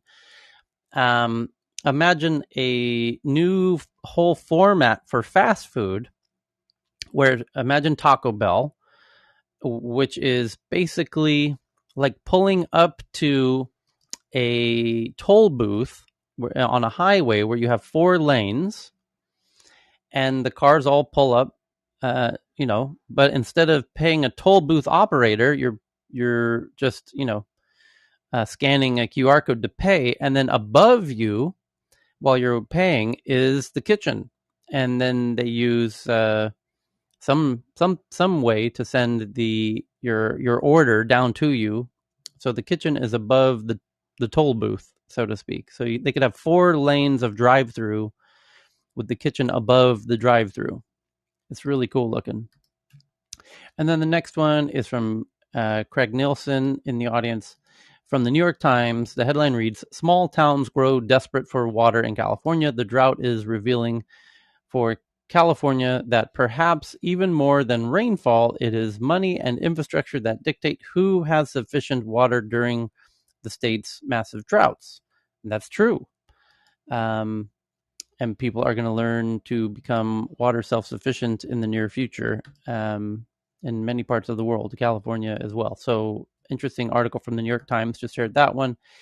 India will launch $1.3 trillion national infrastructure plan designed to generate jobs and expand the use of cleaner fuels to achieve the country's climate goals, Prime Minister Modi said during their Independence Day yesterday. Was it not, Vinay? Yes, it was Independence Day yesterday, Tyler. Thank you, Nalurmi. Yeah. And no drone attacks, as was potentially warned or predicted, that they were worried that Mumbai or other capitals might get hit with a drone attack. But I think they took enough precautions and defense measures to prevent that, yeah? They must have, because we would have seen headlines of drone attacks if they hadn't. So glad to hear things went well on their Independence Day, and they made the huge announcement of a more than $1 trillion investment into infrastructure, which is great to hear, and focus on green tech as well in doing that infrastructure. And then the next one is from Wired, that doctors are now using AI to screen for breast cancer. During the pandemic, thousands of women have skipped scans and checkups, so physicians tapped an algorithm to predict those at the highest risk. And this is very cool because now that AIs are doing the scan analysis, because it used to be you would take an MRI or some sort of scan or an X-ray, and a human would look at the X-ray and look for anomalies. And it turns out AIs are far better at doing that than humans, even professionals in those industries like doctors. AI, just like Shazam, is better at identifying a song better than any songwriter or musician. So the benefit of that is essentially now you only need the device for the scan, and then that can be done via the cloud to do the analysis of the scan to detect if there's something wrong in the image, which is generated by the scan. And this makes it far easier to build a more kind of distributed system for doing these scans. Because the limiting factor used to be the human who was trained to do the scans. That's gone. So now that the human's not the bottleneck or the limiting factor, you can put the hardware to do these scans pretty much anywhere, and then that gets sent into a centralized system of an AI that scans all of the images coming from all of these scanners, kind of spread all out the geography. Chris? And currently, that's how they do it in a lot of, at least in Southern California, or probably other areas too. But in urgent care clinics, they'll have an X-ray, but the radiologist is sitting remotely in another room somewhere off-site, and basically they'll do the scan and wait for the radiologist's, conclusions, and then immediately say, "Oh, you have pneumonia," or you have this or that. And so you could imagine that, like, they're sitting in a room probably seeing like 5, 6 scans every 10 minutes, right? So they Mm. don't have much time. And with the AI being able to be more thorough, you can imagine they're going to catch a lot more stuff. So this is huge. You're right on that. The time as well, because as soon as it gets the image, it can do it in split seconds.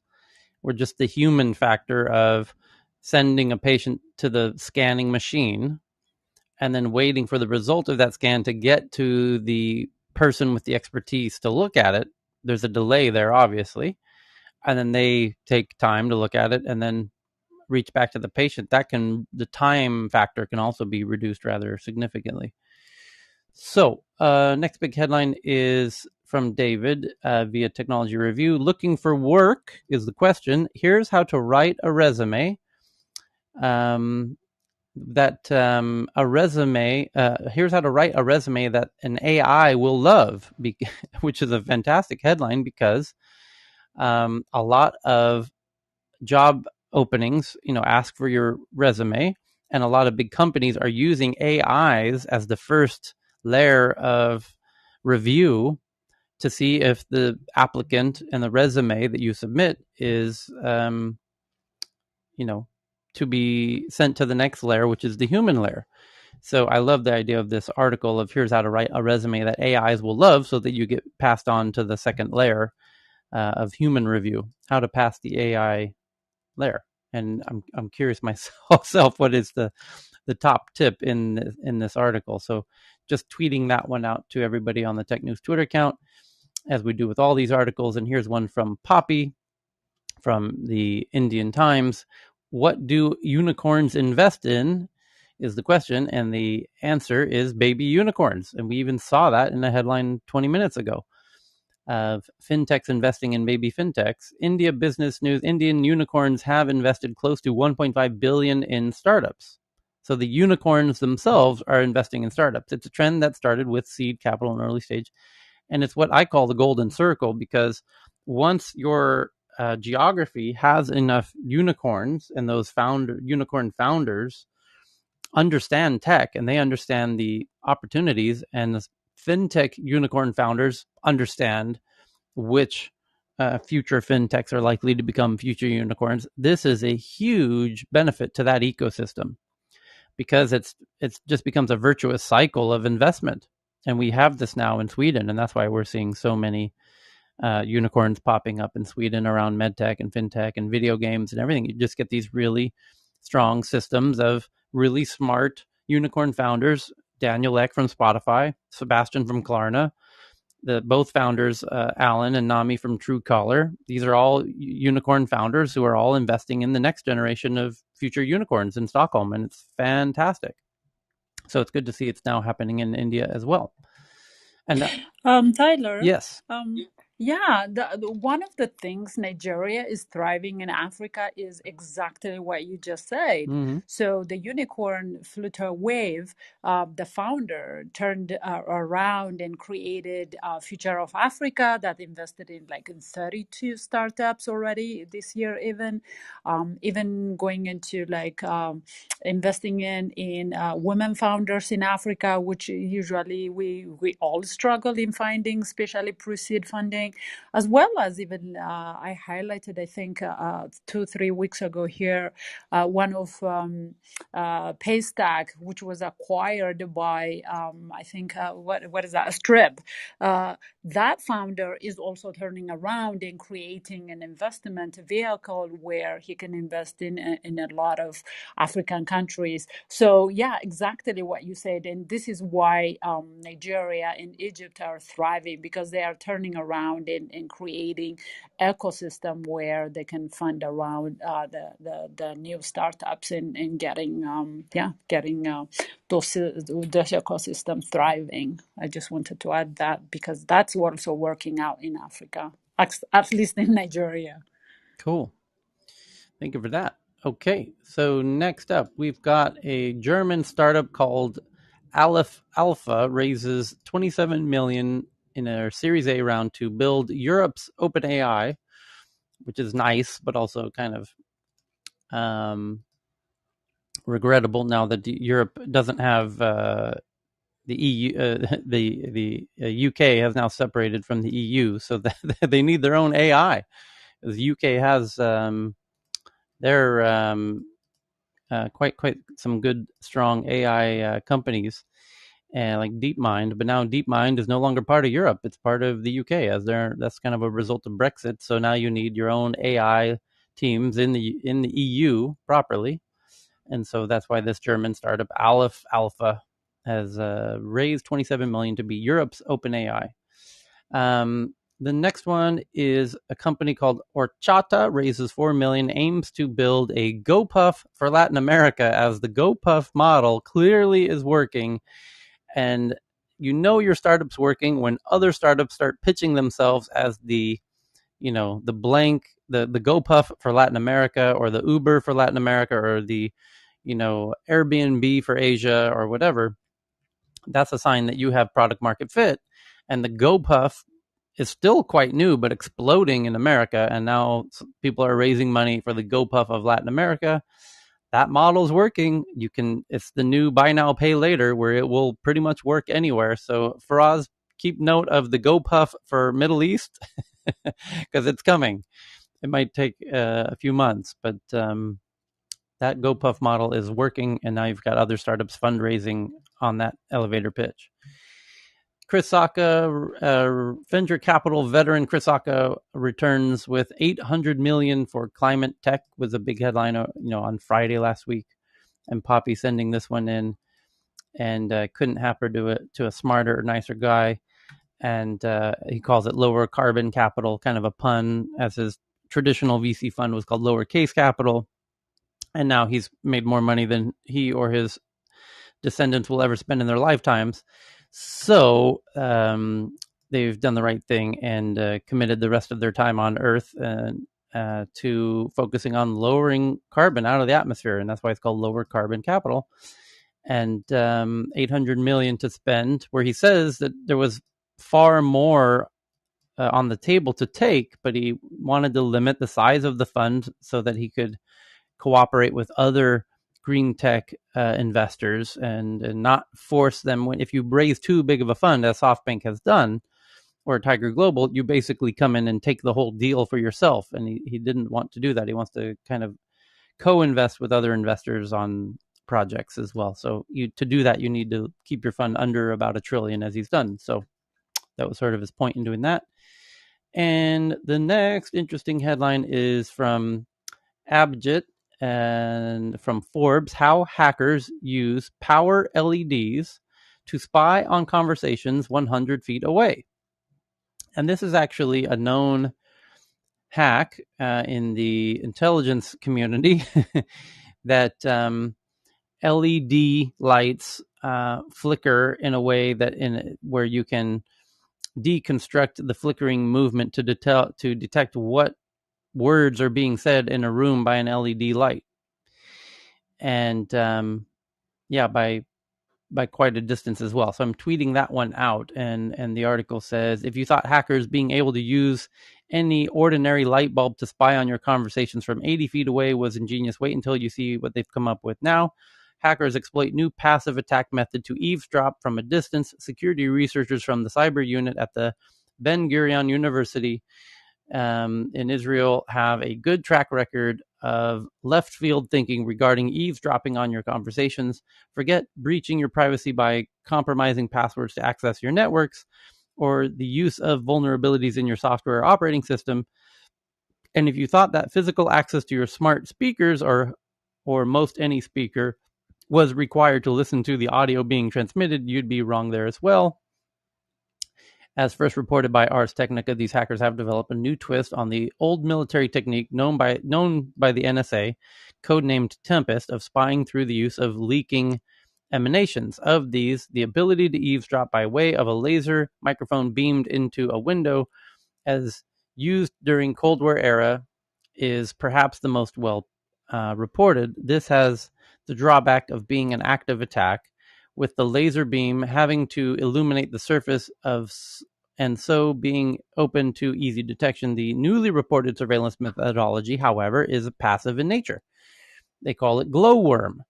The researchers claim that glowworm is a new class of tempest attack, one with the ability to recover sound by the analysis of optical emanations from an LED-powered indicator of a device. The invisible to the naked eye flickering of power LEDs, minute fluctuations in the intensity of the light caused by tiny voltage variations to speakers or the USB bulb they are connected to during audio output. The methodology was tested on smart speakers and dedicated PC speakers with the success where the LEDs were connected directly to the power line without any measures to counter the correlation between the LED intensity and the power consumption. So devices have power consumption signatures. So your washing machine, when it turns on, has a very unique power signature of how many volts and watts and amps it's taking in real time. And a friend, my buddy Hjalmar in Stockholm, built an incredibly cool startup around that, where you can just basically turn your home into a smart home and know exactly what every appliance in your home and how much power it's taking, and show you a graph of the signature of time each day of when each object is turning on and off and how much power it's taking. You would know every object in your home and how much power it's taking, because they have unique signatures. So yeah, a hair dryer has a very unique power signature. So does every object, washing machine, dishwashers, you name it. So even fans and air conditioners, and that signature is so specific that you could even measure on a smart speaker. The smart speaker moves in such a way where you can even tell what's being said by the smart speaker by its power fluctuation, minute power fluctuations.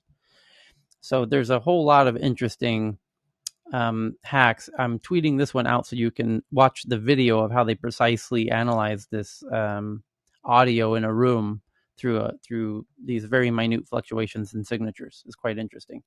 So thank you to Abhigit for that one. And the next one is from Wired. It says, forget blood, your skin might know if you're sick. This glowing microneedle test could catalyze a transition from blood-based diagnosis to stick-on patches. And this would be amazing if we can do this.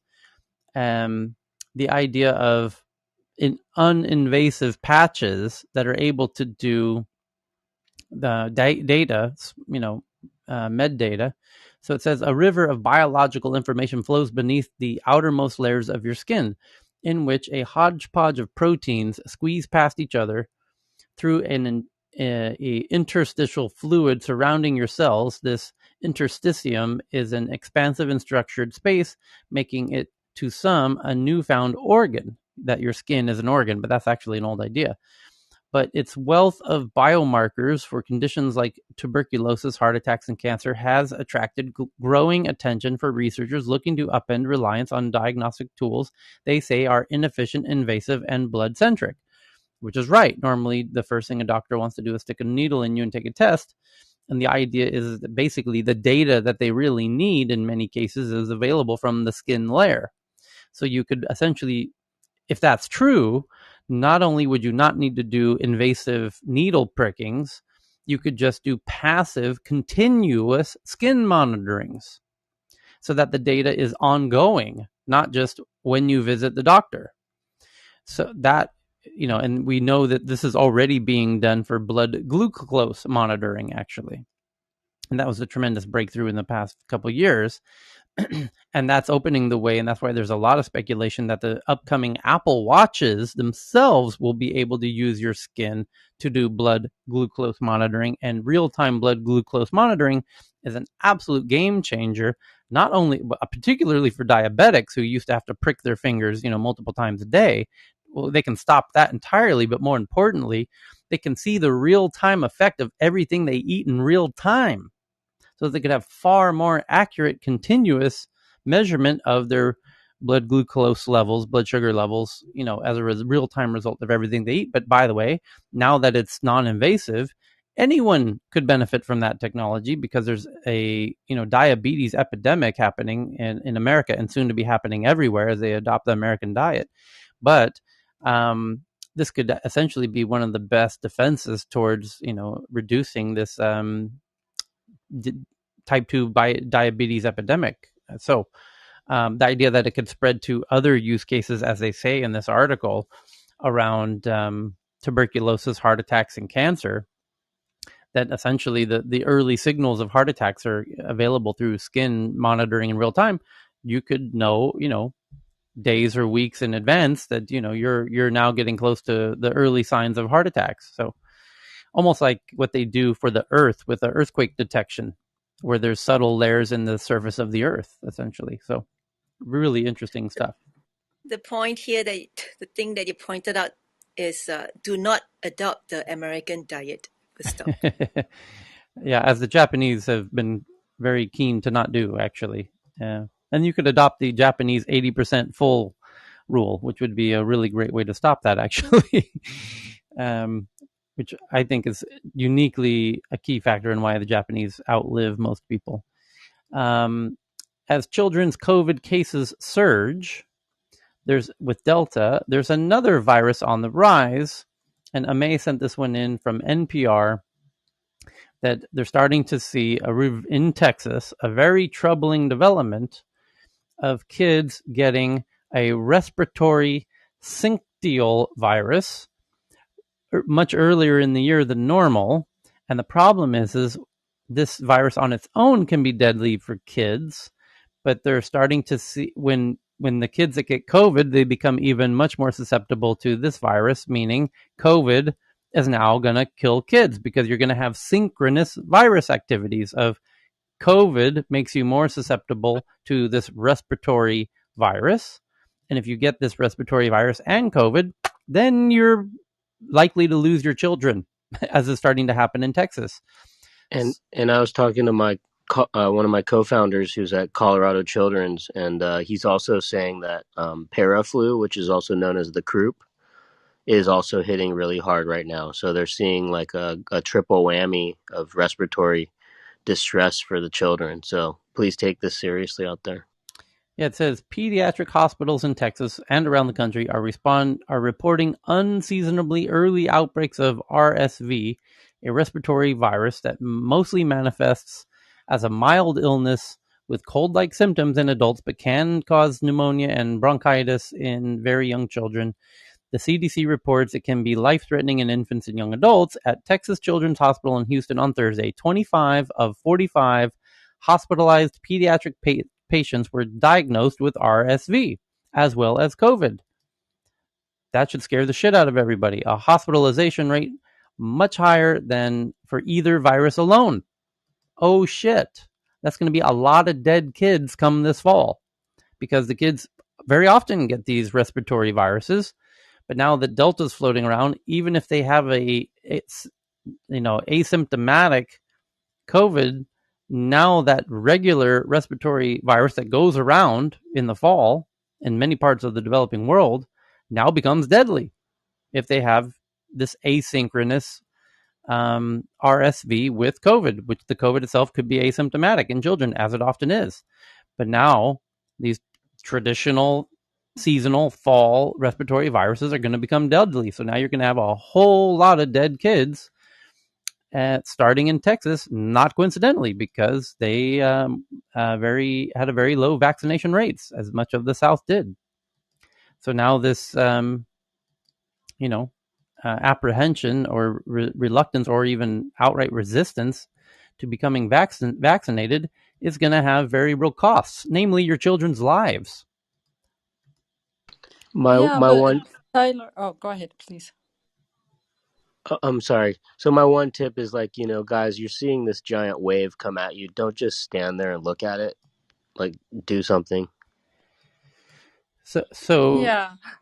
How do you also stop the misinformation? You know, I was watching CNN yesterday on the Sunday Talks, and the One Network, which is like a conservative shows like Fox News, was showing like one of the reporters was putting on her arm some kind of thing and saying that if you take vaccination, your body becomes like magnetic and scaring people. So, I mean, uh, the irresponsibility is a lot with millions of viewers that watch that network all the time. And I was really, really saddened.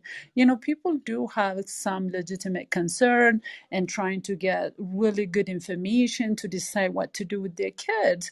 But then just watching the reporter and the anchor saying that if you take that vaccination, that's how you would react, to me is like, what kind of like disservice is that? And how do we get the scientific and good information to get to the people who are genuinely trying to get, good information so they can decide what to do with their kids. I was really saddened watching that yesterday. yeah, and someone just DMing me, Maury Maura, that she's listening and was in London last week. There were ads for a company called Fat Llama. Seem to enable you to rent out anything in the London tube stations. So there's already a startup in London for all the renting of everything called Fat Llama. Unfortunately, most people can't spell llama, so maybe somebody could do Fat Monkey and make a killing. So the next article is from Cheryl. Can we eat fish sustainably and maintain health benefits? And of course, that is of a tremendous concern in Japan, where Cheryl happens to live, where they really can't imagine life without eating fish there. And so it's not a coincidence that she's sent in this article of, can we continue to eat fish sustainably? Fish and kelp seaweed are in most Japanese diet, and they live a relatively long and healthy life. But this article that she sent, and I'm retweeting, says is just a really interesting dive into investigating it, as it says itself, investigating whether we can eat fish sustainably, farmed or wild, in either case, and what are some of the emerging alternatives to fish. And Cheryl, was there an interesting alternative to fish? Are they doing lab-grown fish yet? Yeah, according to the article, yes, but I will not eat. Thanks. Okay, so you'd rather have no fish than lab fish, yeah? No, I can do fishing. I'll have fish in the ocean. No worries. But I don't overeat. I eat. I don't waste. I eat everything. Even the eyeballs? Oh yes, it's delicious. Yeah, they eat the Don't you know it's collagen is super delicious? That in Thailand is a delicacy, the fish eyes. Yes, yep. Of course. Okay. So we're just past the top of the hour, and I've got 3 more hours of headlines to go, including the Taliban and the South China Sea, and all from Poppy sending these in, and BB. So we will get to those when we meet again in 6 hours.